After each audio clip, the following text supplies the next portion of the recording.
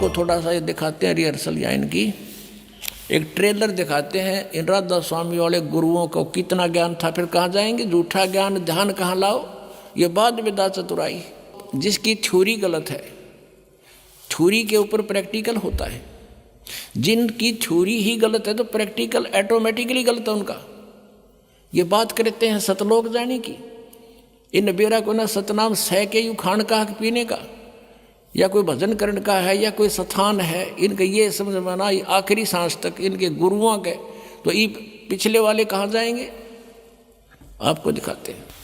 ये देखिएगा, एक पुस्तक है सारवचन राधा स्वामी वार्तिक।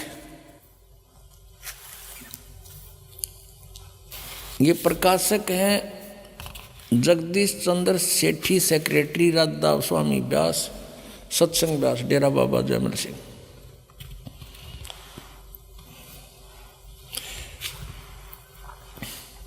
Printed in India by Laxmi offset printer, Delhi.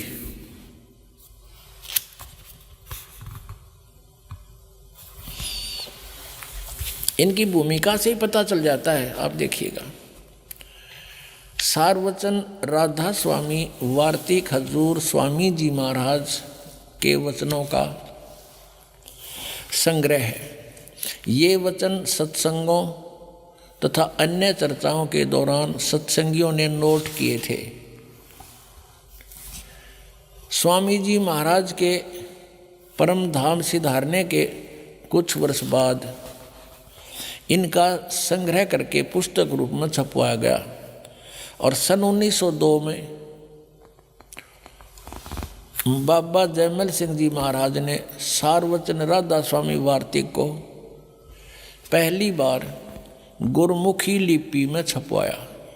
यानी वो दूसरी भाषा में तो पहले छपी हुई थी, और 1902 में तो बाबा जयमल सिंह जी ने पंजाबी भाषा में, गुरमुखी भाषा में छपवाया। और प्रस्तुत पुस्तक उसी प्रथम गुरमुखी संस्करण के अनुसार है, और अब इसका हिंदी संस्करण प्रकाशित किया जाता है। 1902 से लेकर 2012 110 वर्ष हो गया जिनने ये अड़ंगा गोठत्या ने, और इसके बारे में वो समझ नहीं सके, इसमें ये कहना के चाव है। देखिएगा, स्वामी जी महाराज का शुभ नाम सेठ शिवदयाल सिंह जी था। आपने 25 अगस्त 1818 में आगरा शहर में जन्म लिया। आपके पिताजी का नाम सेठ दिलवाली सिंह जी तथा माताजी का नाम महामाया जी था। आपके पूर्वज पंजाब के रहने वाले थे तथा घर में गुरु ग्रंथ साहिब का पाठ किया जाता था। आपके माता पिता हाथरस के प्रसिद्ध संत तुलसी साहेब के भक्त थे।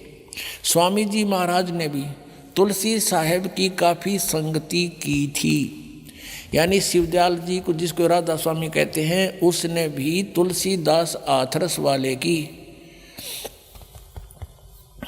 काफ़ी संगति की थी, यानी उसके वचन सुने थे।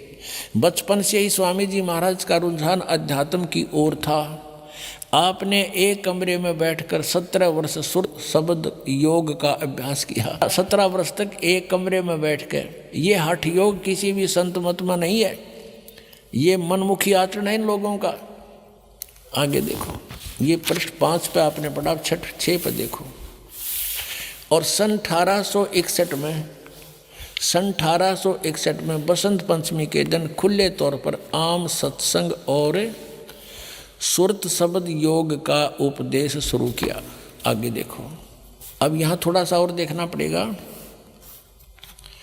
कि उसके बाद ये बाबा जयमल सिंह का जन्म हुआ 1939 में, ग्राम गुमान, जिला गुरदासपुर में हुआ। और सन 1956 में नामदान प्राप्त किया।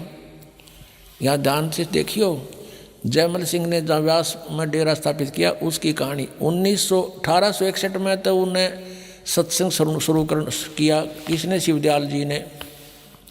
और 1856 में, यानी 5 वर्ष पहले इसको नाम प्राप्त हो लिया, इसको जयमल सिंह जी को।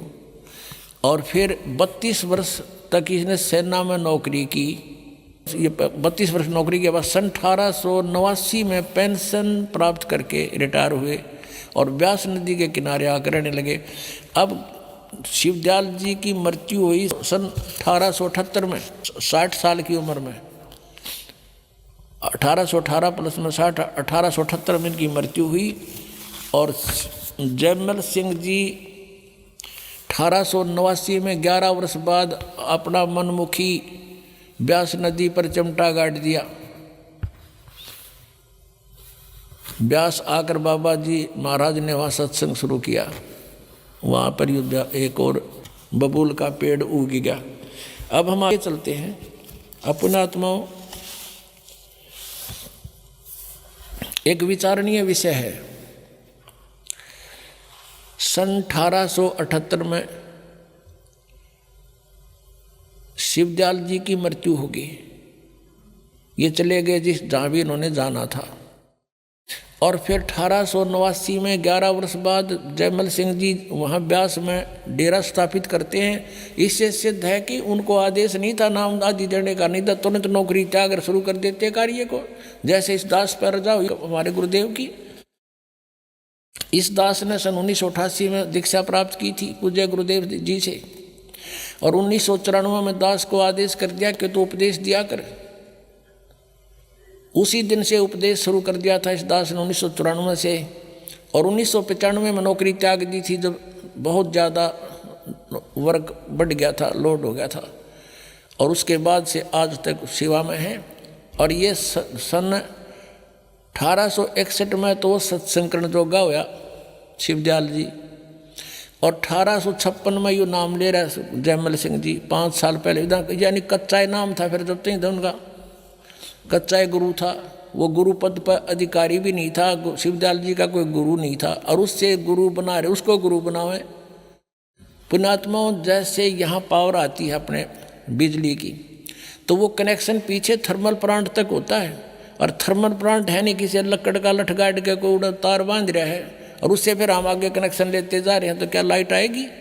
7 जन्म नहीं आ सकती। ऐसी स्थिति ये शिवदयाल जी वाले पंथ, राधा स्वामी पंथ की और इससे संबंधित पंथों की, जय गुरुदेव, और ये दन दन सतगुरु सच्चा सौदा वालों की यही स्थिति समझ लो।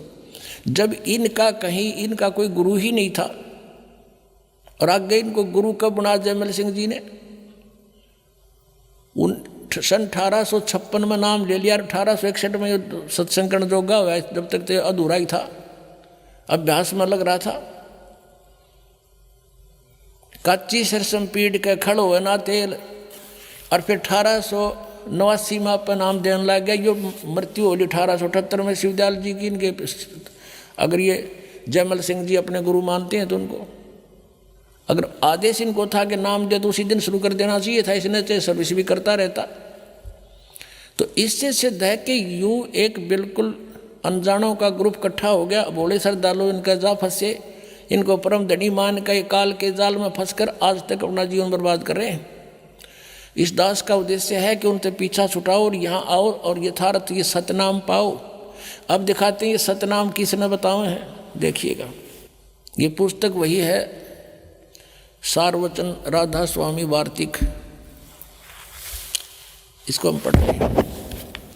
ये तो भाग 1 है, ये भाग 1 है। ये और भी होगा कोई इनका तो देखे। राधा स्वामी दयाल की दया, राधा स्वामी साहेब, खुलासा उपदेश हजूर स्वामी जी साहेब का। अब यहाँ ये वचन है इसके, शिवदयाल जी के अमृत वचन सुनना। सिर्फ काम इतना है, इंसान यानी मनुष्य अपनी सूरत यानी रूह को उसके खजाने और निकास यानी मुकाम सतनाम और राधा स्वामी में पहुँचावे। ये सतनाम को मुकाम माने स्थान, सतनाम यहाँ मुकाम कह रहे सतनाम को। आगे चलो, राधा स्वामी को स्थान बता रहे हैं। स्थान ये आपने पढ़ा 13 पृष्ठ पे, ये 14 में देखो, वहाँ पहुँचावे। अब यहाँ आइएगा। अब तीसरा, ये गीता कैसे वचन है इनके 1 2 3। अब 1 2 पढ़ दिया आपने, तीसरा देखो।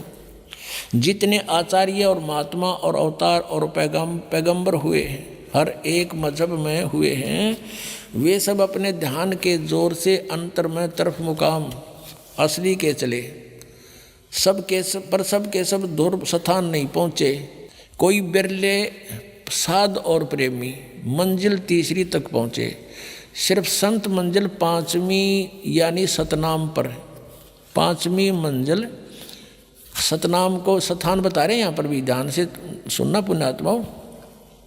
और कोई बिरले संत मंजिल आठवीं यानी राधा स्वामी, यहाँ राधा स्वामी स्थान और सतनाम भी स्थान इन्होंने स्पष्ट किया। अब देखो प्रश्न नंबर 15 पे और वचन नंबर 4 है। गीता कैसे वचन है इनके, ये अपने इनके हिसाब से हैं। अब समझना चाहिए कि राधा स्वामी पद सबसे ऊंचा स्थान है, मुकाम है, और यही नाम कुल मालिक और सच्चे साहिब और सच्चे खुदा का है। और इस मुकाम से राधा स्वामी स्थान से नीचे, इस मुकाम से 2 स्थान नीचे और सतनाम का मुकाम है। सतनाम वहाँ इन्होंने स्थान सिद्ध कर रखा है।